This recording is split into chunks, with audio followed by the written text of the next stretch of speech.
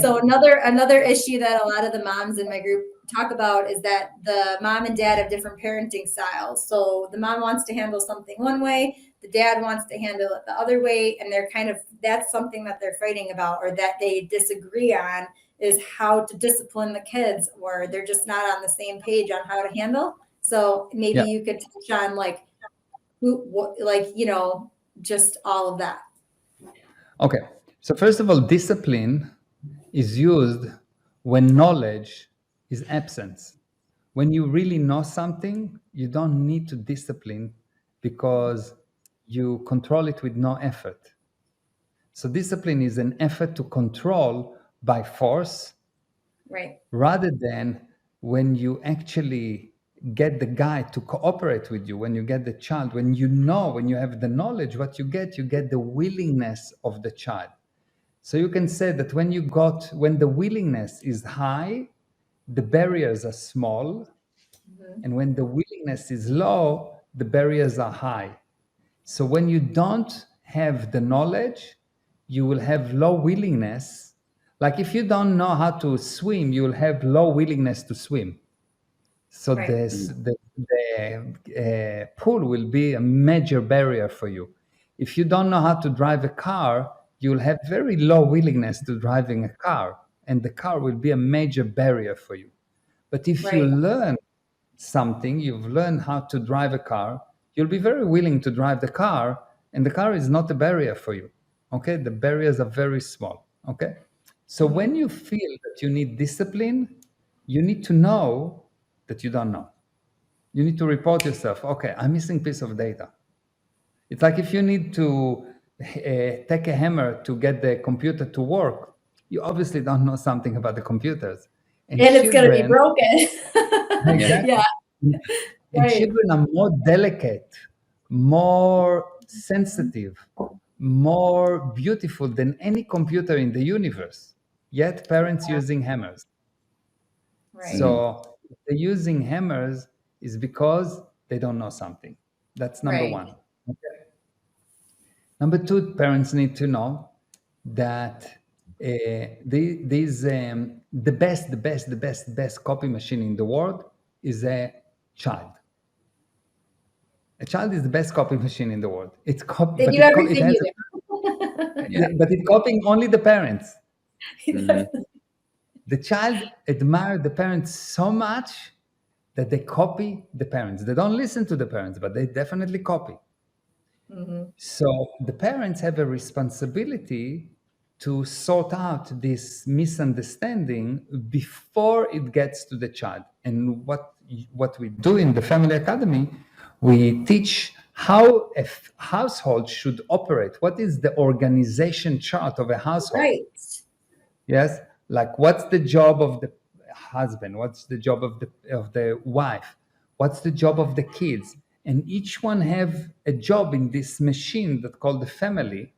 And if this thing gets very clear, and for example, I know that I have a specific hats in the family, and my wife has specific hats, and I don't get involved in her hat, especially if I want to leave.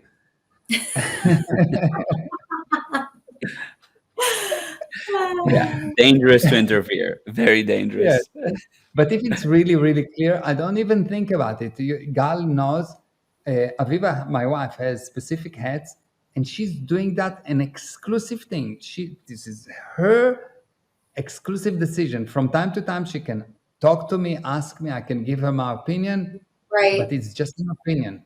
She has the final say about specific issues. And Yeah. I have final says about other issues.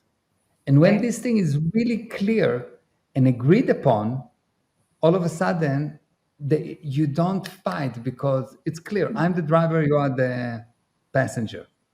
But if the Right. passenger thinks that he's the driver, we're going to have a big situation. And what's Right. happened most of the time is that the passenger doesn't know that he's a passenger, and the driver doesn't know that he's a driver, and the driver falls asleep on the steering wheel, and the passenger gets upset of him getting asleep, but he doesn't know that he's the driver, and he's a mess. Right.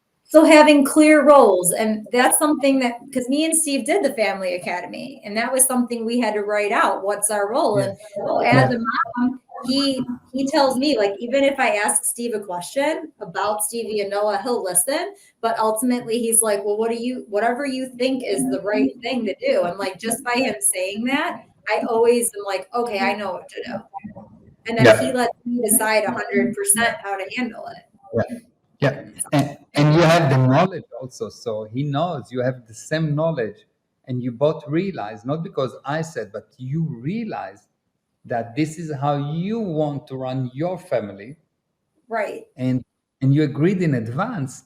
So when points of pressure comes about, there's no question. This is how we operate. I'm doing that, Yes. you're doing that, and there's no question. This is how we operate.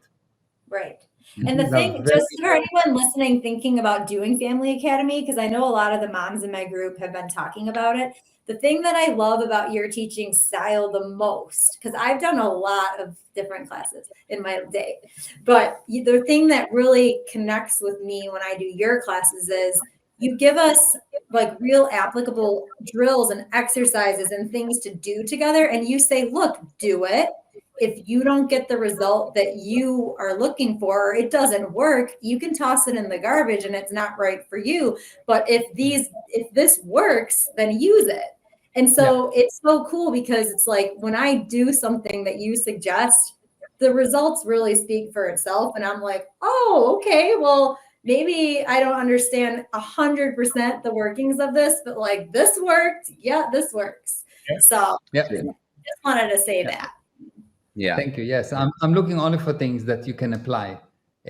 Amazing theories that no one can apply, that don't bring uniform results. Maybe sounds good. I mean, I'm sure there are many books written on those theories, but I'm not interested in books. I'm interested in results with the kids. Right. Exactly. Yeah. So, yeah.